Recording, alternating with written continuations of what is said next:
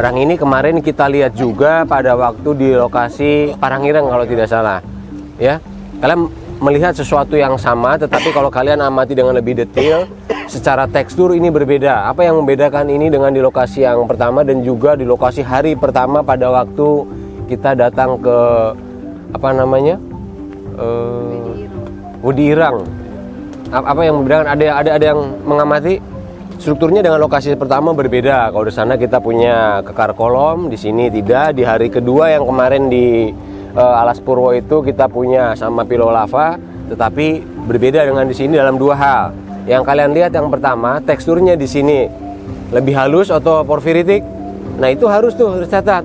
Nanti karena di dalam pada waktu kalian membuat presentasi, ini sekalian ya, supaya kalian semua dapat gambaran umum, kalian harus menampilkan regional umum dulu secara singkat. Kemudian baru masuk ke pengamatan dari hari pertama, kedua, dan ketiga. Kemudian kalian membuat sintesa atau sejarah geologinya, baru dikaitkan dengan bidang kekhususan kalian. Kira-kira poinnya adalah itu. Nah, barang ini dilihat di lokasi di Parangireng, kita juga lihat di sini. Artinya ada yang berbeda. Yang satu dari tekstur, kemudian sekarang adalah posisinya. Barang ini umurnya sama, baru didating oleh PSG adalah Oligomycene. Jadi adalah part dari apa kalau Oligomycene yang disebut sebagai Old Andesite Formation. Jadi kalian pikirkan kalau kita punya gunung api kuarter sekarang itu gak ada gunung api yang dekat Palung dan di depan. Misalkan di selatan kita punya Papandayan, di utara di Tangkuban Perahu. Kita pun di Oligomycene juga punya. Yang ingin saya sampaikan kemarin pada waktu Pak Mino menyampaikan bahwa kemudian dari Oligomycene ke Miocene itu dia bergeser agak sedikit ke tengah, masih ingat itu? Agak shifting. Jadi yang lebih tua dia punya berpasangan, yang kuarter punya berpasangan. Harusnya yang diantaranya pun akan demikian kira-kira ya. Jadi silakan, ternyata kita pun punya dua Oligomycene yang ada di selatan, satu lagi posisinya kurang lebih 50 km dari posisi kemarin. Kalian nanti buat tafsirannya, apakah ini digeser dari sana ke sini kalian pasang sesar boleh gitu ya. Kalian mau pakai konsep double chain juga boleh ya. Nah, itu yang pertama. Yang kedua yang berbeda dari kemarin adalah ini kita mempunyai kualitas yang lebih baik. Kalian mendapatkan bantal yang lebih terlihat daripada kemarin bentuknya. Ada beberapa yang khas kalau kita punya pilau lava ini, maaf Adila geser ya. Bentuknya lebih sempurna, berarti pabriknya pasti lebih bagus. Bantal kan gitu ya. Ada bantal King Coil, bantal dari mall, ada bantal yang kalian beli di pasar, bantal atau karung kita nggak tahu. Tapi pabrik itu menunjukkan seberapa dalam depthnya. Semakin dia dalam, maka akan semakin bagus bentuknya. Kenapa? Karena ketika lava itu keluar, dia bentuknya akan demikian. Itu karena ditahan oleh kolom air. Kalau kolom airnya berkurang, maka dia akan patah. Kurang lagi dia akan patah, pecah-pecah, akhirnya menjadi autobricks seperti biasa. Tapi kalau dia dalam, maka dia akan preserve. Bentuknya demikian. Ya. Jadi ini harus ditafsirkan. Kalian pasti tidak bisa mengatakan ini berada pada kedalaman yang sama dengan yang ada di lokasi pertama. Kira-kira itu pesannya ya. Nah, nanti dari sini kita akan jalan nih ke perbukitannya dari belakang ke sana. Kita akan menjumpai litologi yang lain. Informasi penting yang kemarin sempat sore bertanya ke saya sama Pak Yan, bagaimana menentukan hubungan apakah ini ada dulu kemudian terangkat tiba-tiba ditumpangi gamping, apakah ada gamping yang diterobos dulu, itu semua kuncinya ada di sana. Jadi nanti kita dosen tidak mengatakan ini pasti ditumpangi, tidak, tergantung observasi kalian gitu ya. Apakah ini nanti diangkat, apakah ini yang menerobos dan sebagainya, kuncinya ada di sana. Baik, satu hal apa yang kita ini nge-review sekilas ya, apa yang bisa kita pelajari kalau kita mendapatkan pilau lava. Ini ada crack yang dikatakan tiny joint, itu pasti radial. Jadi kalau kita punya begini itu bentuknya akan radial. Nah, ada beberapa hal yang kalian perlu observe selain litologi, kemudian tekstur dan lain-lain adalah di antara ini, bentukan ini, kalian harus memperhatikan apakah bentuknya dia relatif bulat, apakah dia pipih dan segala macam. Itu bisa menceritakan sesuatu. Kalian punya buku sekarang dimiringan begini bukunya ya. Kemudian kalau kita kasih air, kira-kira air itu pada waktu posisi dengan sudut yang curam, dia akan cenderung menggembung atau pipih kira-kira? Pipih. Tapi kalau dia landai, dia bisa kebaliknya ini. Kalau nggak pipih menggembung. Jadi bulat bersudut. Ya. Membundar tanggung menyudut tanggung itu berbahaya. Kalau dia cenderung miring, maka air itu akan cenderung kecil menjadi narrow. Tapi kalau dia diginikan, dia akan menyebar. Artinya dengan pengamatan ini, rasio antara tebal dengan lebar itu bisa tahu paleoslope-nya. Dapat idenya? Ketangkap ya? Jadi kalau dia landai begini, cairan pasti akan cenderung menyebar. Tapi kalau dia di miringan gini, nggak ada, air itu nyebarnya cuma satu tetes, dia nyebar dulu baru turun ke bawah. Airnya ada tuh. Kita korban dulu. Nih Abdillah ada pakai handphonenya siapa gitu ya. Nah kira-kira itu tentu. Ya dapat ya idenya ya. Oke, itu yang pertama. Kalian bisa menceritakan dari rasio itu kemudian paleoslope-nya. Jadi membayangkan batuan di bawah ini tanpa mengetahui itu bisa dilihat dari geometrinya. Tadi kalau kesempurnaan bentuk berarti menunjukkan kedalaman. Apalagi yang bisa ini kan. Nah di antara ini kalau kemudian temperaturnya sangat kontras sekali, dia sangat tinggi sekali, ada dua hal yang mengindikasikan. Satu adalah warna, kedua di sininya harus banyak pecahan. Pecahan itu artinya nih, karena dia begitu temperaturnya tinggi, kontak dengan air, pecah ya. Kita punya kaca gorengan itu kalau begitu di luar hujan, pasti kaca gorengan tuh pecah tuh ujungnya. Beneran di Simpang itu kan pecah itu karena apa? Di dalamnya wajannya panas, di luarnya kan dingin, trek pecah. Nanti di sini banyak matrik-matrik yang sebenarnya komponennya adalah demikian. Bisa diikutin. Tapi kalau itu tidak diobserv ya maka kalian hanya mendapatkan ini basah gitu aja udah, warnanya gelap atau hitam. Oke, ada satu hal yang khas di sini nih, kalau kalian mengamati dapat bentukan pilau lava, fasikulernya berbeda dengan fasikuler yang kita ceritakan pada waktu belajar petrologi dan lain-lain. Kalau kita sering diskusi, fasikuler biasanya ditafsirkan sebagai gas yang terperangkap kan? Mengindikasikan apa? Ini pertanyaan saya, mana atasnya mana bawahnya? Fasikuler akan ke atas karena fluida pasti atau gas itu akan cenderung ke atas. Itu terjadi kalau di lava yang kedalamannya dangkal atau di atas permukaan. Tetapi kalau kemudian di pilau lava itu bisa berbeda. Kita punya pilau lava begini, degassing itu akan terjadi, pemisahan antara gas dengan larutan, tetapi outgassing dia nggak bisa keluar. Outgassing itu lepas. Kenapa nggak bisa keluar? Karena pressure-nya tinggi nih. Di kendapan di dalam itu gunung api cenderung menjadi efusif karena kolom airnya menjaga, bentuknya menjadi bulat seperti ini pilau lava. Gasnya harus keluar, itu degassing memisah dari larutan, tetapi keluar dari ini dia nggak bisa, nanti gasnya itu posisi di tengah. Jadi supaya kalian nggak bingung ya, kok konsentrasi fasikulernya itu ada di tengah-tengah, bukan pada bagian tepi. Bisa diikutin. Jadi nanti kalian jangan berharap autobrexia yang atas itu adalah bagian atas, tetapi dicari kemudian ininya fasikulernya berada di tengah-tengah karena prosesnya agak berbeda. Itu fungsi kolom air yang menahan. Dapat idenya ya?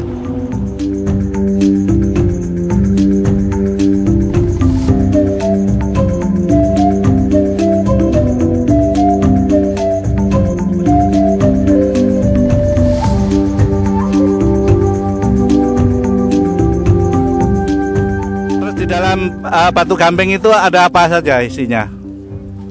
Ada fosil, kamu lihat tadi banyak cangkang-cangkang ya, ada pelisipot, ada apa. Kalau kalian pakai lup, sebenarnya yang tadi saya tandain di sana itu banyak juga foram besarnya.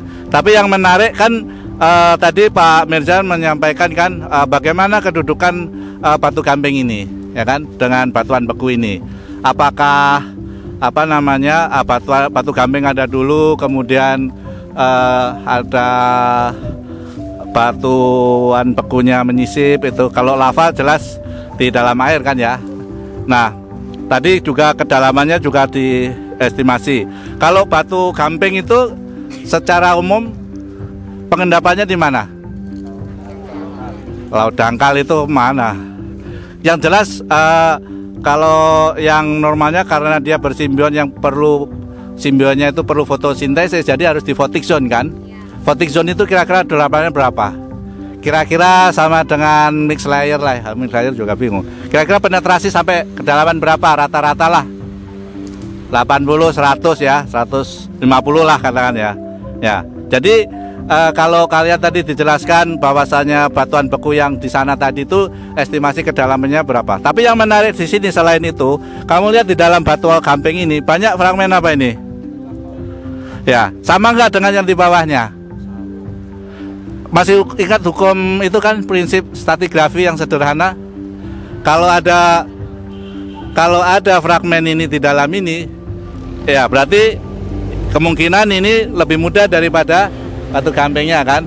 Karena kalau posisi yang kayak begini tidak ada perlapisan gitu kan susah ya, atas bawah. Belum tentu kalau ini kayak begini itu pasti yang tua yang ini gitu ya. Jelas.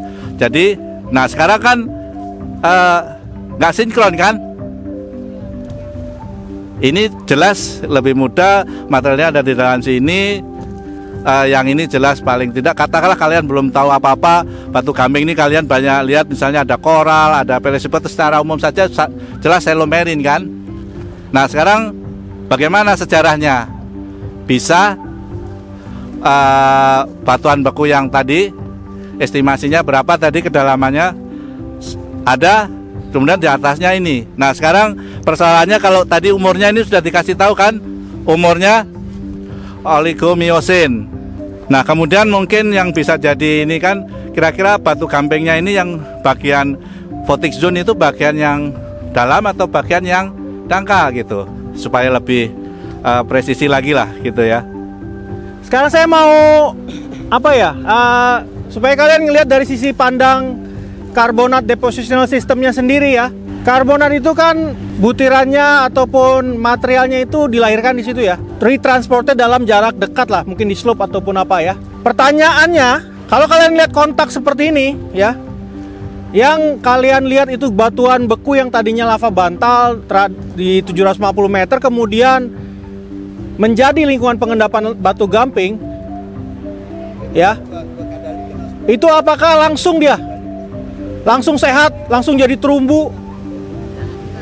Ya, kalau karbonat makanya ada yang disebut startup phase.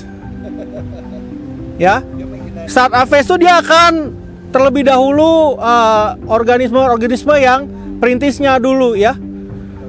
Nggak akan langsung sehat jadi koral, jadi ekosistem yang sangat sempurna gitu ya. Nah, terus kalau kita lihat di sini yang di bagian bawah terutama ya, yang di bagian bawah terutama ini ada fragmen-fragmen batuan bekunya yang tentunya apa?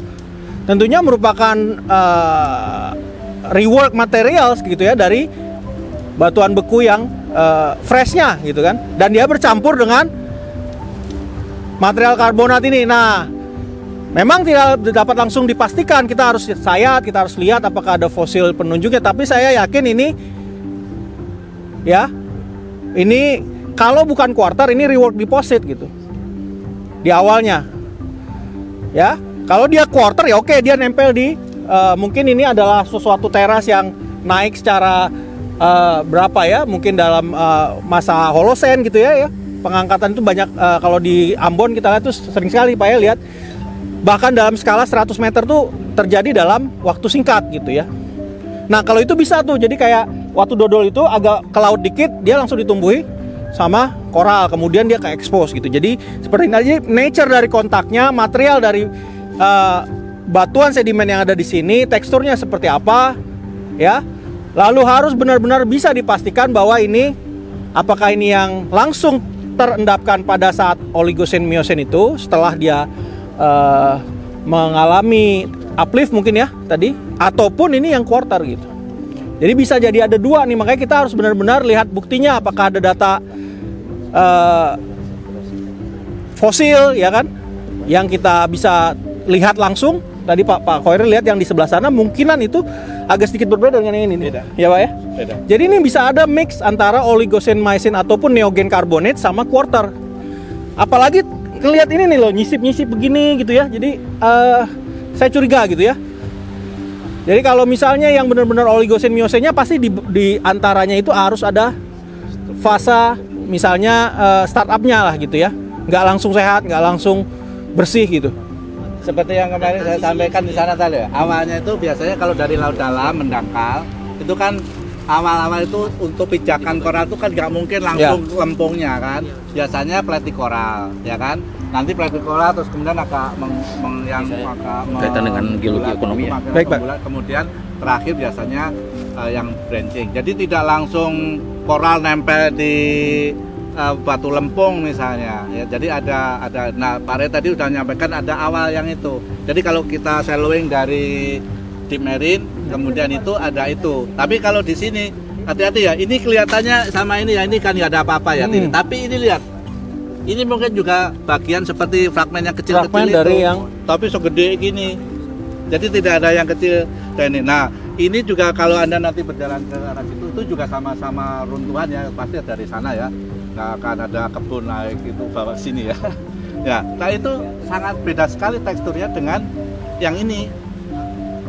Apakah ini bagian dari setelah dia ini kebentuk kemudian runtuhannya bagian ini bagian selupnya gitu kan? Yang jelas ini beda dengan yang tadi dilihat tadi. Tergantung. Kamu makanya saya bilang di sini kita punya 2 tahap pengendapan batu gamping kan? Yang neogen sama yang quarter. Ini yang mana nih? Dua-duanya lebih mudah dari yang Oligocene Miocene-nya, cuman yang satu tidak ada ketidakselarasan yang sangat besar gitu ya kan. Dari dia di 750 meter, shallowing mungkin uplift sedikit, mulai di shallow water dia mulai terendapkan karbonat. Nah, kalau yang quarter kan sudah mengalami Miocene Pliocene unconformity dan lain-lain gitu. Kapan pagi ini Anda melihat ya, itu bagaimana misalnya saja lava bantal yang berada di tepi pantai tadi. Nah, kalau Anda lihat secara regional ya, maka Anda bisa melihat peluang ya bahwa paling tidak vulkanisme itu mulai dari ujung paling selatan, mungkin lebih selatan dari ini ya, sampai pada satu saat dia berada di sekitar sini dan kemudian ada erupsi ya. Nah, erupsi itu sangat gantung. Tadi Pak Mitsam sudah menjelaskan ya. Nah, kalau Anda perhatikan di manakah lava bantal terbentuk? Ya pasti pada air ya. Tapi yang saya pertanyakan dari segi tektoniknya. Di mana peluang-peluang terdapatnya lava bantal? Anda kan pernah lihat ya lava bantal yang ada di Karangsambung. Apa bedanya antara lava bantal di sini dengan lava bantal Karangsambung? Nah, Anda harus lihat regionalnya. Ya, misalnya saja apa batuan yang ada di sekitarnya. Nah, sekarang apa bedanya kira-kira? Ya, nanti Anda harus ke sana. Ya, jadi lava bantal ini apakah dia berada memang di pinggir kontinental, ya, continental margin, ya, berkaitan dengan continental margin, ataukah dia berada pada zona divergen, pada mid oceanic ridge? Ya, dua-duanya adalah lava bantal. Ya, jadi Anda harus bisa ke sana nanti. Nah, sekarang kita lihat ya. Jadi di sini sudah ada suatu informasi yang sangat bagus ya, yaitu kontak antara lava bantal itu sendiri dengan batu gamping. Ya, walaupun di dalam hal ini masih menjadi menjadi pertanyaan ya, bagaimana hadirnya batu gamping itu di sini, bagaimana misalnya saja hadirnya fragmen basalt berada pada batu gamping. Nah, seperti Anda ketahui, kalau misalkan di zona potik itu ya, batu gamping itu dia berada pada kedalaman sekitar 100 meter paling ya. Pada umumnya antara 30-50 meter itu sehat ya, kalau seperti ini ya. Jadi misalnya saja ini contohnya misalnya saja ini batu gamping, mungkin ya kalau lihat dari teksturnya ini mirip dengan reef ya. Kalau reef itu lebih dangkal lagi ya. Dia antara di permukaan laut sampai 30 meteran. Nah, sedangkan ini tadi ya, itu diperkirakan sekitar 700 meter. Nah, bagaimana ini ya? Ya, apa artinya misalnya saja apakah si basalt ini terangkat dulu, kemudian dia menjadi satu bagian yang dangkal, baru karbonat tumbuh di atasnya. Tapi masalahnya ini tidak ada pemulanya, langsung reef. Nah, ini yang nggak mungkin. Ya, ini yang harus dipertanyakan, karena biasanya itu akan didahului oleh koram ya, ya seperti klastik dulu ya, baru nanti koral itu tumbuh. Nah, ini kelihatan ya di sini mungkin ya batu gampingnya bonestone, jenis dari klasifikasi Dunham itu kan. Tapi kok bisa ya, dan langsung bonestone, langsung basalt. Nah, ini yang agak sulit ya. Jadi itu. Oke, nah sekarang kita perhatikan. Kalau tadi peluangnya dari lava bantal tadi ya, itu berarti ada erupsi. Bisa erupsinya dia berada di batas kontinen ya, continental margin ya, antara darat dan laut, bisa juga di laut. Nah, kalau dia langsung di laut ya, itu berarti ada kemungkinan bahwa fracture yang mengalirkan basalt ya di dasar laut itu mempunyai peluang juga untuk mineralisasi. Mineralisasi apa itu? Biasanya kalau dia berada di bawah laut, artinya ada proses hidrotermal yang menyertakan air laut masuk ke dalam sistem. Nah, sehingga ada peluang ya untuk VMS ya, jadi Volcanic Massive Sulfide. Nah, yang sekarang menjadi pertanyaan apa namanya itu bukti-bukti lainnya ya, bukti-bukti lainnya selain ini ya. Nah, contohnya kalau misalkan di VMS itu biasanya ada yang namanya rijang ya. Rijang itu tidak harus selalu berkaitan dengan laut dalam, tapi dia merupakan bagian dari silika yang keluar dari hidrotermal ya. Adanya anhidrit, adanya gypsum, adanya barit ya. Dia merupakan reaksi yang katakanlah memang berada di bawah laut ya, itu ya. Nah, jadi itu yang perlu Anda perhatikan ya. Nah, kemudian juga kalau misalkan batu gamping ini dia menjadi bagian dari batuan samping ya, ya kita punya juga ada satu mineralisasi ya yang terkenal namanya Carlin type ya. Nah, Carlin type itu dia associated dengan hidrotermal ya, associated lagi dengan batu gamping. Ya. Nah, yang perlu kita cari yaitu syarat-syarat lainnya ya. Ada teman-teman yang lain yang katakanlah mempunyai peluang juga untuk memperkuat bahwa ada peluang untuk VMS itu. Nah, kalau kita lihat juga dari itu kemungkinan ya memang ini tuh mungkin bagian dari slope ya, mungkin bukan, nggak tahu revealnya ada di mana gitu. Mungkin kalau kita lihat dari tekstur yang itu ya. Sense dari space kita mulai terasah tuh, dalam 750 meter, 1000 meter buat lava misalnya. Ini berapa? 50. Dalam berapa juta tahun tuh kita reach kedalaman itu?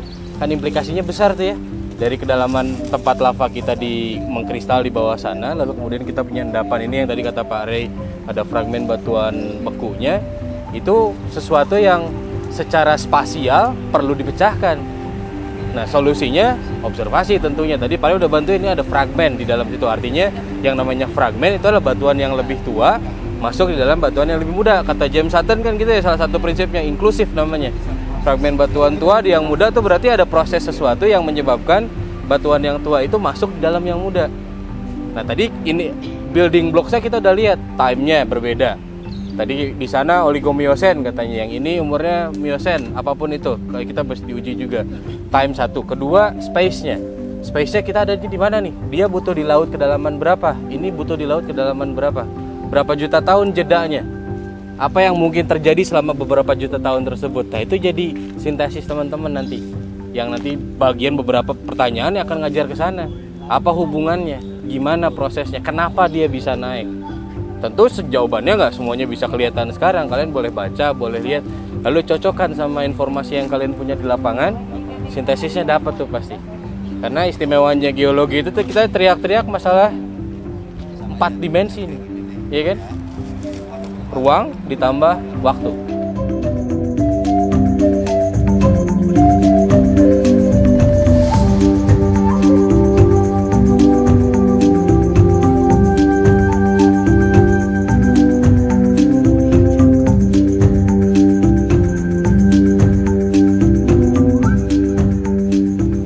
Jadi kita bicara tentang sistem yang di Jawa hari ini. Jadi kita ada di mana dalam ekskursi so far gitu. Kita mempunyai kebanyakan, kita kemarin ada di sini gitu, kemudian somewhere kita ke sini gitu. Tapi kemudian sisi sebelah sini sekarang kita ada di sini maybe ya. Coba kalian lihat nanti di dalam definisinya. Nah, sedimentasi gitu, ada 2 basin utama yang kita punyai gitu, yang related terhadap sedimentasi yang kita kenal sebagai Forarch Basin dan Bakarch Basin gitu kan. Di sini magmatic arc lah secara umum. Di sini juga mungkin ada basin ya. Secara umum di dalam sistem magmatic arc kita bisa mempunyai kaldera, bisa mempunyai intra-arc basin lah secara umum. Nah, dalam pemikiran kalian dalam basin sementara ini, kalau kita basin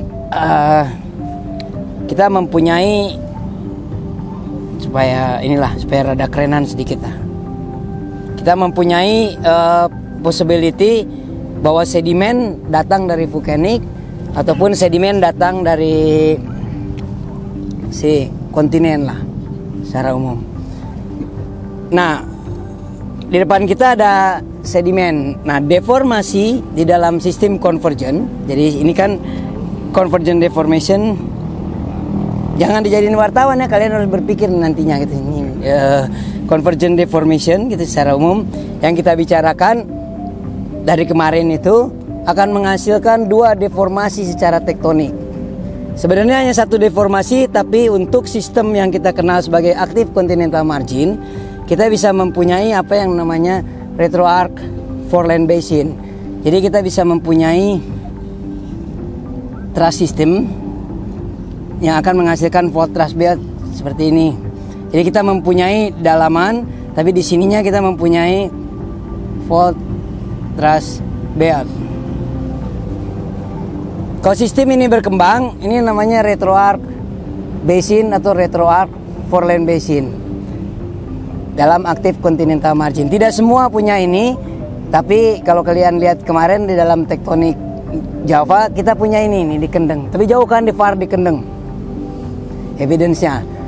Nah, apakah ini truss fault ini yang kita lihat di dalam singkapan itu? Itu kan singkapan itu ada 2 truss paling tidak yang kita lihat besar. Coba lihat sedimen sebelah kiri situ kan, kita lihat tuh hilang kan ya. Kemudian sebelah di tengah situ juga sama tuh, kita punya truss lagi. Jadi ada 2 tuh paling tidak. Dari pengamatan simple kita lihat truss. Nanti kalian yang ngamati apa benar. Nah, tapi kalian ukur kalau ini adalah sebuah sistem ya, sebuah sistem yang valid dan tidak bisa ditawar. Oke ya, tidak boleh ditawar. Ini adalah sebuah model yang sudah terbukti. Di sana trussnya verging ke north, berarti di sini kata verging berarti kecondongannya, bukan miringnya. Miring sesarnya ke selatan nih, berarti kan miring sesarnya ke utara. Di sini akan miring ke north, di sini akan miring ke south, ini akan miring ke north, tapi ini adalah prisma akrasi nih. Jadi ini melans nih. Yang ini. Jelas kita tidak punya ini nih so far. Kita punya forarc maybe dari kemarin yang kita lihat. Tapi kita tidak pernah punya prisma akrasi nih. Kita punya magmatic arc banyak kan? Sama mineralisasi. Nah, pertanyaannya sedimen yang di depan kalian ini, apakah sedimen yang memang di dalam cekungan back arc basin atau cekungan yang terjadi di dalam magmatic arc? Bedanya berada di source yang akan ada dalam materialnya. Be very careful sekali baca ini.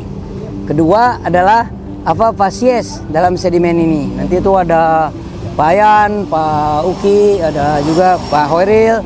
Kira-kira kita berada di mana nih? Apakah transitional, apakah marine, apakah deep marine, apakah sebuah turbidite gitu, apakah sebuah gurun misalnya, sungai dan lain-lain.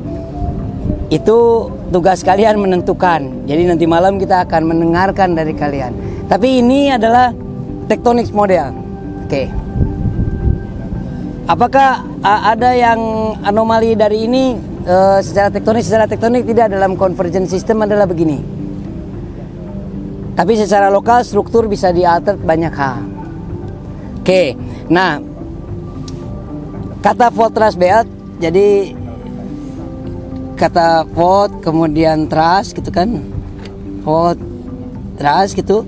Bagi kalian yang non struktural gitu, ada plane itu yang bawahnya datar, kemudian sampai di atas dia akan bisa sangat steep sekali. Nah, ini yang namanya fault truss belt. Jadi anti clean. Anti-cleannya umumnya akan condong gitu kan, kecondongannya lebih landai di sini, lebih terjal di sana. Kalau terjalnya di sana berarti trussnya di depan kalian gitu secara umum. Nah, sistem fault truss belt ini dengan apa? Dengan yang sudutnya bisa horizontal gitu atau bisa sepanjang bedding, itu dikatakan dengan nama kata fault kemudian truss baru belt. Ini nih. Lipatan dulu baru sesar dalam definisinya. Karena sebenarnya kalau kita lihat ya sebenarnya semua ini adalah hubungannya sama. Jadi setiap lipatan akan ada trussnya. Setiap lipatan akan ada trussnya. Makanya namanya seperti. Nanti kalau kalian punya lipatan hanya begini saja, ini ada trussnya.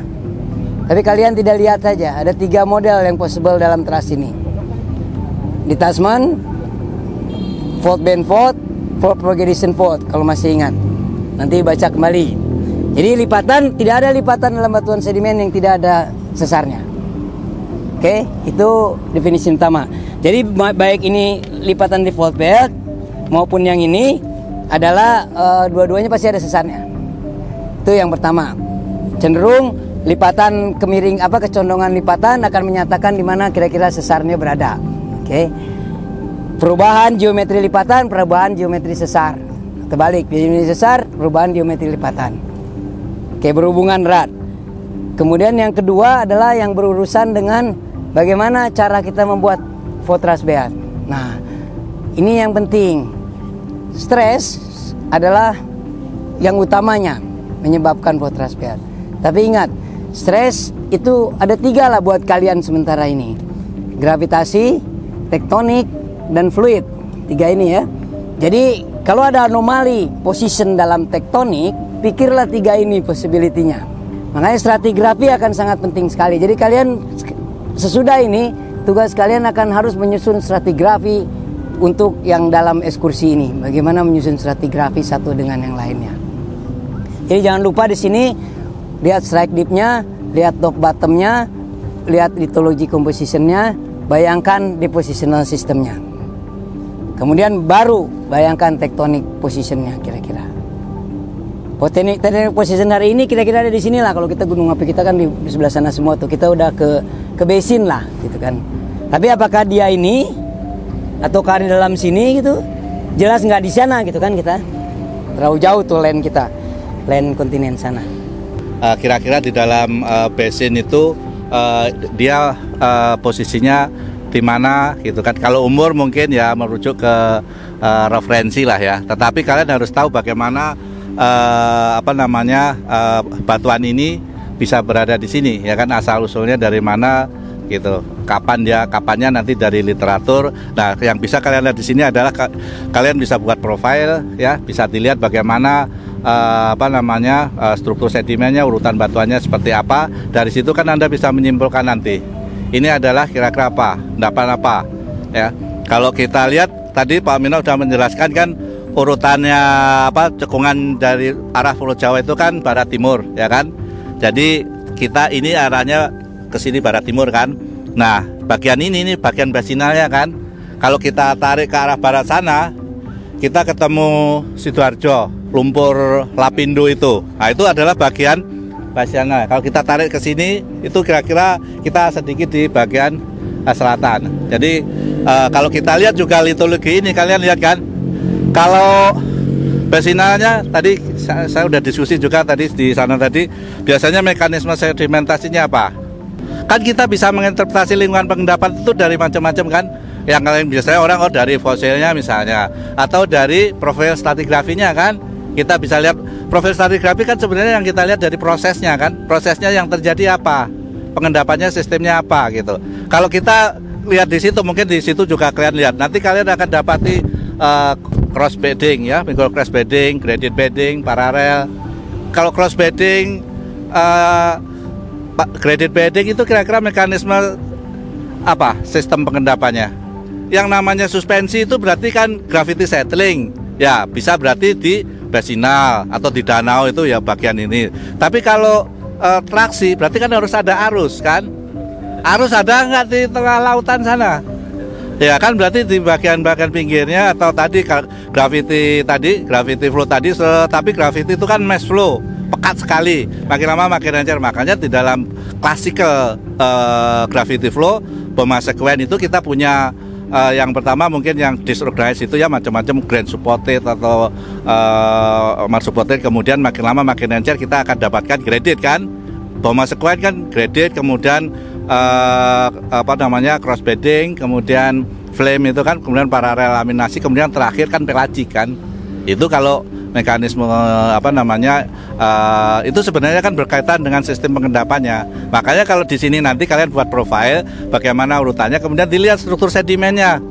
Kalian bisa lihat, oh ini ada misalnya cross bedding, kemudian ada graded bedding, kemudian diikuti di atasnya apa misalnya. ya kita deskripsi. Nah kalian dari situ bisa melihat kira-kira oh ini lingkungan pengendapannya di mananya, sehingga kalian bisa menempatkan oh ini kira-kira di bagian cekungan ini dia di bagian mananya gitu ya. Nah kemudian sedimen ini terkena deformasi tektonik. Kemudian juga lihat perhatikan litologinya. Ini penting untuk menunjukkan pada waktu ini diendapkan itu kira-kira ada peristiwa apa gitu.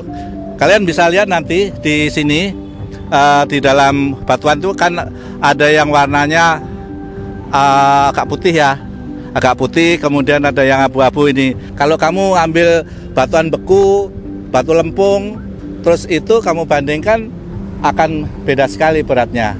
Hal-hal itu kalau bisa menunjukkan peristiwa apa yang terjadi pada waktu sedimen ini diendapkan.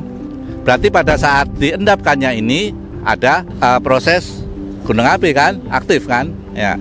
Tapi di situ saya barusan sekilas baca teksnya itu di Pleistocene itu ada dua peristiwa besar, ya, berkaitan dengan tektonik dan berkaitan dengan klimatik, ya. Jadi itu nanti bisa Anda lihat itu efeknya nanti ke dalam sedimen yang diendapkannya, ya.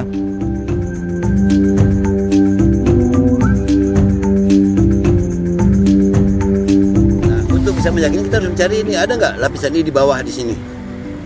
Kalau ada bisa kita katakan sebagai sandite. Ini menunjukkan salah satu gejala overpressure. Nggak pernah dengar. Nah, pernah dengar nggak sandite?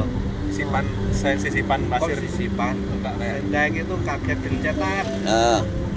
Nah, kalau misalnya lapisan ini sumber itu nggak ada di sini, kita tidak bisa menggunakan sandite.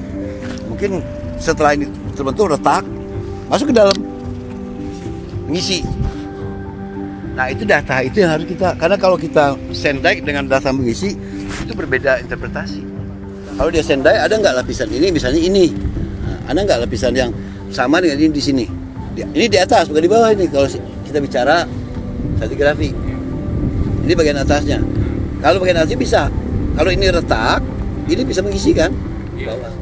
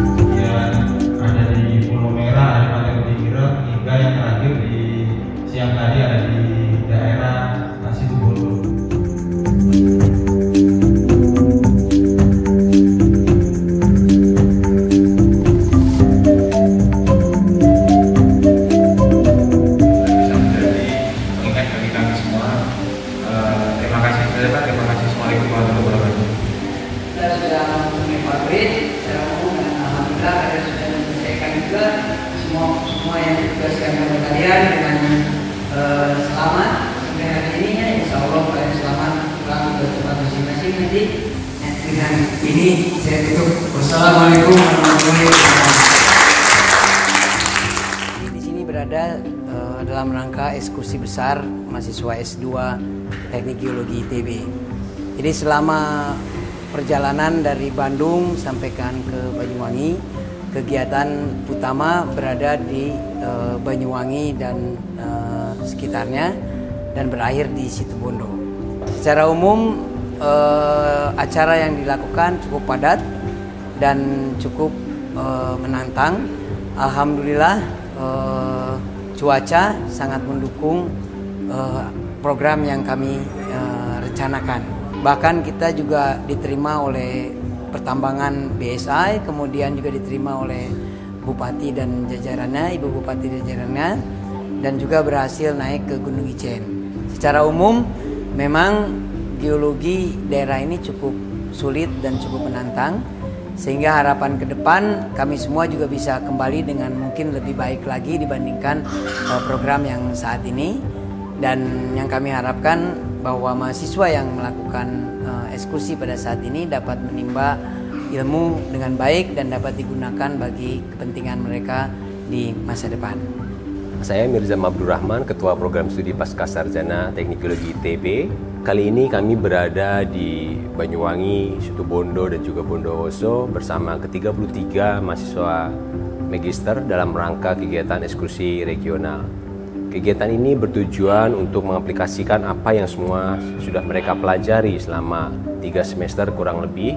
Kemudian mereka mencoba membuat lintasan geologi memotong utara selatan di bagian timur Pulau Jawa ini untuk mendapatkan gambaran geologi yang lebih detail.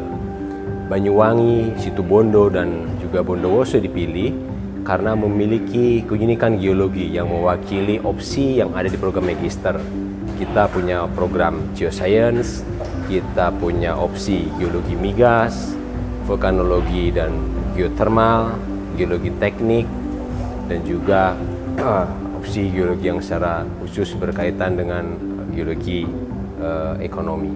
Kami bersyukur bisa mengunjungi daerah ini karena kita juga tidak hanya mempelajari geologi, tapi kita bisa mempelajari kebudayaan lokal, kita mendapatkan wawasan baru tentang geologi dan juga daerah yang ada di Banyuwangi. Kami berharap ke depan kegiatan ini bisa terus berlangsung, terlaksana, menjalin kerjasama dengan banyak stakeholder sehingga kami Sivitas Akademika dari ITB bisa lebih dekat dan juga berkontribusi secara langsung ke masyarakat. Demikian dan terima kasih. Baik, Assalamualaikum warahmatullahi wabarakatuh. Saya Abdillah Baraa sebagai Ketua Ekskursi Geologi Regional tahun 2022-2023 dari jurusan Teknik Geologi ITB. Mengucapkan terima kasih sebanyak-banyak terhadap panitia yang kemudian sudah berjuang sejak Oktober hingga Januari saat ini sehingga acara ini bisa terlaksana dengan baik dan lancar sampai pada hari terakhir, dan harapannya kegiatan ini tidak berhenti di satu event besar ini saja, tapi bisa dilanjutkan kepada kegiatan-kegiatan positif yang lainnya. Dan mudah-mudahan setelah kegiatan ini kita bisa saling mengenal teman-teman di angkatan dan juga bisa berkontribusi lebih baik terhadap prodi dan juga bangsa dan negara. Terima kasih. Assalamualaikum warahmatullahi wabarakatuh. Hai, aku Wiwi. Saya Suci Farisa Nabila, 2202103. Salah satu peserta EGR. Para mahasiswa S2 program Pascasarjana Teknik Geologi 2021-2022. Kesan pesan aku selama mengikuti kegiatan ini, jadi belajar banyak, terutama tentang geotektonik. Dan banyak banget hal-hal tentang keilmuan geologi yang aku dapat. Apa yang sebenarnya terjadi di Banyuwangi ini dan hubungannya dengan umur-umur yang tua. Sehingga ketika kita sudah tahu umur yang tua gitu, kita bisa menentukan ke depannya akan kita manfaatkan untuk apa. Jadi bisa ketemu, bisa sama-sama berkolaborasi, saling berbagi ilmu. Dan itu keren banget. Untuk kesannya itu lebih terasa kekeluargaannya. Pelajaran yang berarti lah untuk kami. Terus panitia luar biasa, keren. Panitia bisa acungi jempol deh untuk merangkum ini acara sekeren ini. Terima kasih untuk semua kerja kerasnya, dan untuk pesannya semoga EGR tahun depan itu lebih menarik lagi dan lebih keren lagi. Thank you. EGR 2023